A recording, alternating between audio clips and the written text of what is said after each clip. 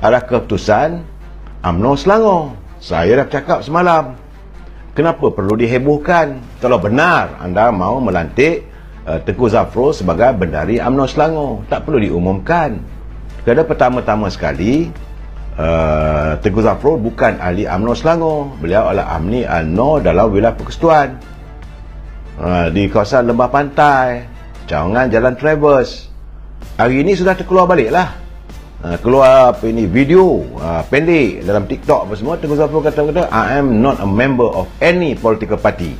Itu waktu beliau dilantik sebagai Menteri Kewangan. Jadi sekarang ni orang tengok, apa hal pula dulu kata mengaku tidak menjadi ahli mana-mana parti. Saya hairan lah, kenapa lah Noh ni buat perangai yang bukan-bukan.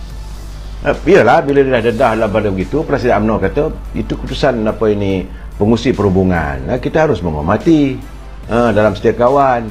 Keadaannya saya tengok sekarang apabila Tengku Zafrul diumumkan sebagai bendahari UMNO Selangor, ada yang memuji, ada yang mengkritik, tapi yang mengkritiknya ramai, terlalu banyak saudara. Jadi saya tak tahu bagaimana Tengku Zafrul dan Noh Omar serta Datuk Jamal mahu mengatasi masalah ini.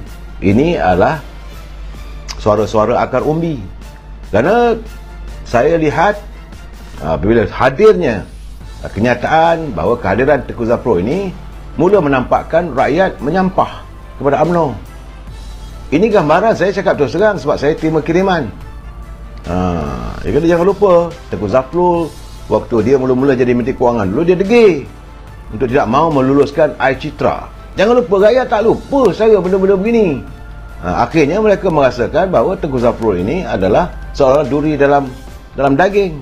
Cuma saya khawatir, saya bimbang jangan sampai pula dia pula jadi Trojan horse kepada ini Perikatan Nasional. Kebangkitan UMNO sudah cantik, jadi akhirnya dengan keadaan begini dah jadi masalah pula. Nampaknya rakyat menyampah.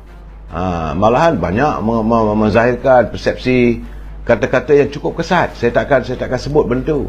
Ahli bawahan UMNO nampak apa yang berlaku dalam UMNO Barisan Nasional Selangor, tapi orang atasan UMNO Selangor macam buat pekak badak.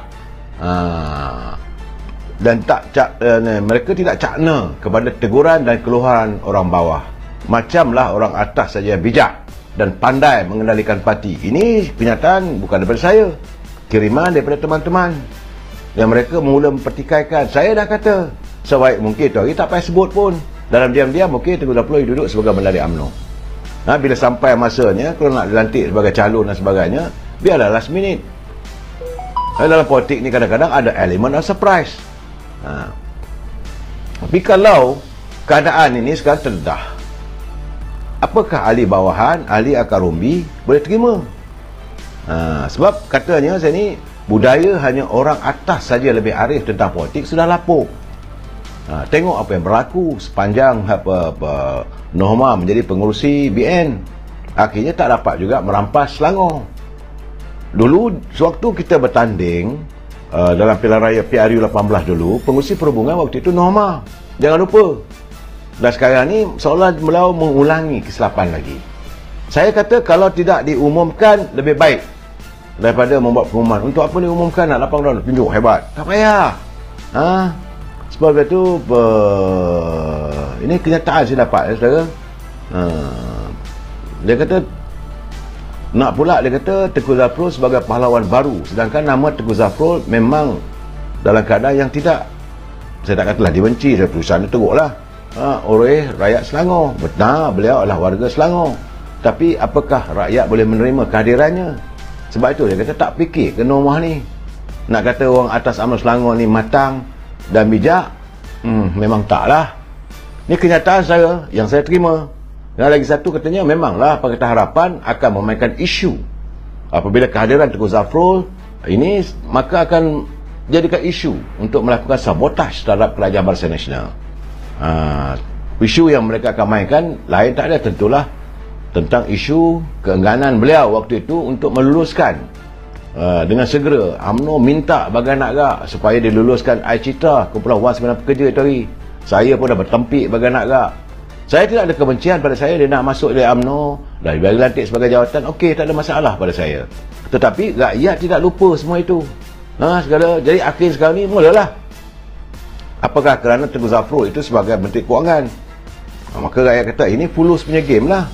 Dalam keadaan itu saya terima pula ini kalau fulus punya masalah itu kerana wang dan sebagainya disebabkan Tengku Zafrul sebagai Menteri Kewangan, beliau tidak boleh berbelanja sebarangan wang kerajaan. Kalau dia nak belanja sebagai Menteri Kewangan, dia kena dapat kelulusan daripada Parlimen. Ini bukan main-main saudara. Saya sebab itu orang kata, apa hal lah Noh ni. Lebih baik diam-diam nanti okey lah. Sekarang ni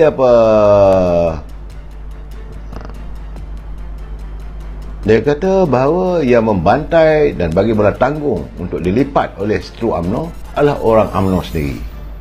Itu kenyataan Datuk Seri Najib. Dia kata masalahnya orang UMNO sendiri yang bagi bola tanggung pada pembangkang ataupun parti lawan kita. Maka akhirnya mereka balun kita setengah matilah nanti. Jadi nampak sekarang ni, ini keputusan saudara. Saya baca, tapi saya cuba untuk tidak melontarkan kata-kata yang berat lah. Katanya nampaknya sindrom krisis keyakinan di pelbagai peringkat dalam UMNO masih menebal. Walhal kita pun dalam keadaan kekalahan. Cuma bernasib baik dalam kerajaan campuran sekarang ni, Perdana Menteri datang daripada UMNO. Ini yang harus kita fokus untuk menang. Kerana saat ini katanya warga keturunan Cina pun dah mula buat keputusan. Tapi mereka tetap dengan DAP. Jadi sedangkan kita ni masih bercelaru, masih bertelagah. Walhal kita kalah sekarang ni. Sepatutnya kita fokus untuk menang PRU. Sahabat saya, saudara Ibrahim Cha, di atas pengiriman petang tadi, dia kata terlebih dahulu saya mohon maaf atas pencerahan saya. Dia tengok UMNO, tengok muka jenis ni, sikit senyum, tersengih lebih, dan sekarang ni kita terima jadikan bendahari dan kononnya calon Menteri Besar Selangor. Habis ahli yang lama macam mana?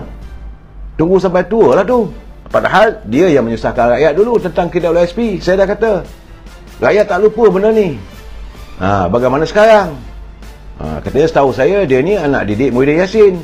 Kerana Muhyiddin Yassin yang melantiknya sebagai Menteri Kewangan. Jadi apabila bersatu lingkup, mengaku pula ahli UMNO. Saya dah cakap tadi saudara.